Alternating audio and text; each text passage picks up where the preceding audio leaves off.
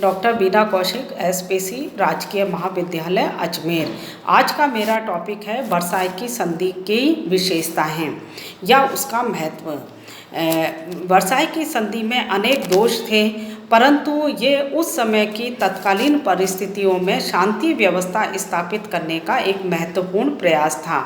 और इसी के द्वारा हम देखें कि विश्व में पहली बार राष्ट्र संघ के रूप में एक अंतर्राष्ट्रीय आयोग की स्थापना की गई, जिसके ऊपर ये दायित्व था कि वो विश्व में शांति व्यवस्था स्थापित करें। तो अधिकांश विद्वानों और विचारकों ने वर्साई की संधि की विभिन्न दृष्टिकोण से पर्याप्त आलोचना की है, किंतु यदि पूर्ण रूप से देखा जाए तो वर्साई की संधि इतनी कठोर प्रतीत नहीं होती है। तत्कालीन परिस्थितियों में किसी पूर्ण और निष्पक्ष समझौते की आशा करना असंभव था। ये संधि ऐसी परिस्थितियों में की गई जब मित्र राष्ट्रों की जो क्षति थी या नुकसान था वो चरम सीमा पर पहुंच चुका था। जर्मन अत्याचारों के घाव ताज़ा थे। वास्तव में जिस समय संपूर्ण विश्व युद्ध की अग्नि से आतंकित और परेशान था, इस संधि ने युद्ध का अंत करके संपूर्ण विश्व को शांति दी। वर्साई की संधि के निर्माताओं ने जर्मनी को केवल विध्वंस से नहीं बचाया, अपितु अपनी शर्तों की कठोरता को कम करने के लिए उन्होंने दो उपाय भी बताए। पहला उपाय था कि एक क्षतिपूर्ति आयोग की नियुक्ति की जाएगी, जो उसकी क्षतिपूर्ति की राशि को कम कर सकता था जो जर्मनी पर लादी गई थी। दूसरा उपाय राष्ट्र संघ था, जो एक अन्य राज्यों के विरुद्ध जो अन्याय हुआ है उसकी उस आयोग में वो लोग अपील कर सकते थे। इस संधि के जो विशेषता या गुण थे वो निम्नलिखित हैं। सबसे पहला, राष्ट्रीयता के आधार पर नए राज्यों का निर्माण। राष्ट्रीयता तथा आत्मनिर्णय के सिद्धांत के आधार पर पोलैंड, फिनलैंड, चेकोस्लोवाकिया, यूगोस्लोवाकिया आदि नए राष्ट्रों का निर्माण इस संधि के द्वारा किया गया। इन जातियों को एक जगह इकट्ठा करके और स्वतंत्र राज्यों का निर्माण किया गया। दूसरा, इसकी विशेषता थी कि राष्ट्र संघ की स्थापना। राष्ट्रपति विल्सन के 14वें सूत्र के अनुसार राष्ट्र संघ का निर्माण किया गया। भावी युद्धों को रोकने के लिए, विश्व में शांति, सुरक्षा, अंतर्राष्ट्रीय सहयोग का वातावरण बनाने के लिए राष्ट्र संघ की स्थापना की गई। तो वर्साई की संधि की सबसे प्रमुख विशेषता या उसका सबसे प्रमुख गुण था राष्ट्र संघ के रूप में पहली बार एक अंतर्राष्ट्रीय जो हम कहें संस्था की स्थापना थी।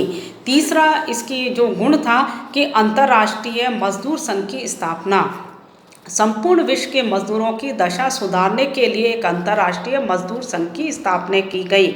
चौथा है उपनिवेशों का न्यायपूर्ण बंटवारा। जर्मनी और टर्की के उपनिवेशों का बंटवारा संरक्षण प्रणाली के आधार पर किया गया।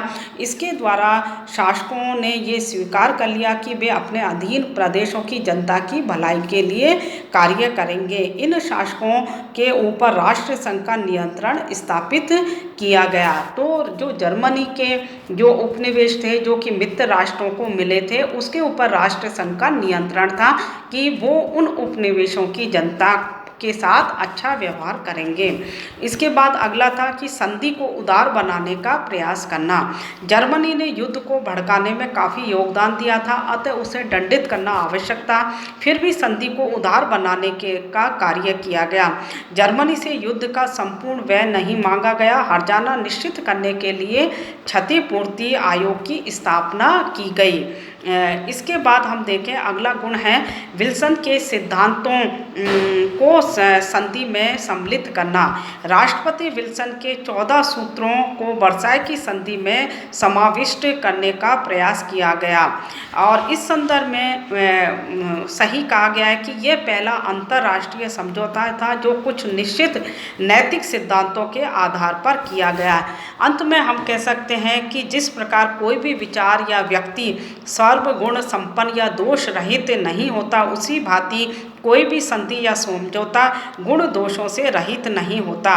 वर्साई की संधि भी ऐसी ही संधि थी। वस्तुतः पेरिस के शांति सम्मेलन में आए विभिन्न देशों के प्रतिनिधि मंडलों के विभिन्न और परस्पर विरोधी उद्देश्यों और आकांक्षाएं थी। ऐसी परिस्थिति में उनमें समन्वय स्थापित करना, सभी को संतुष्ट रखते हुए किसी न्यायपूर्ण और सर्वसम्मत संधि करना नितांत असंभव था। तो ऐसे वातावरण में जबकि युद्ध के द्वारा पूरा विश्व युद्ध की अग्नि में झुका हुआ था और चारों तरफ जर्मनी के विरुद्ध एक विद्रोह की भावना फैली हुई थी, उस माहौल में जर्मनी के साथ संधि जो की गई थी वे उस परिस्थिति का परिणाम था। तो वर्साई की संधि में गुण और दोष दोनों ही थे और इस प्रकार से ये उस समय एक अंतर्राष्ट्रीय जो सहयोग की नींव डाली, यही इस वर्साई की संधि की सफलता थी।